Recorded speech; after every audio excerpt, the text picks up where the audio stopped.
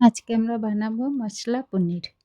তার জন্য লাগছে পনির, সেদ্ধ করা ছোট আলু, মটরশুঁটি, গোটা জিরে, গুঁড়ো জিরে, তেজপাতা, শুকনো লঙ্কা, টমেটো, লঙ্কা, আদা, কাজু একসঙ্গে পেস্ট। প্রথমে পনিরগুলোকে নুন হলুদ মাখিয়ে সামান্য ভেজে তুলে নেব। এবার ওই তেলেই জিরে, শুকনো লঙ্কা, তেজপাতা ফোড়ন দিয়ে সেদ্ধ করা আলুগুলো দিয়ে হলুদ লবণ দিয়ে সামান্য ভেজে নেব। আলু ভাজা হয়ে গেলে মটরশুঁটি দিয়ে সমস্ত মশলা দিয়ে একটু কষিয়ে নেব।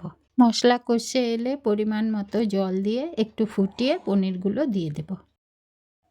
এরপর পনির মশলা, ঘি আর অল্প চিনি দিয়ে নেড়ে নামিয়ে নিলেই রেডি আমাদের মশলা পনির।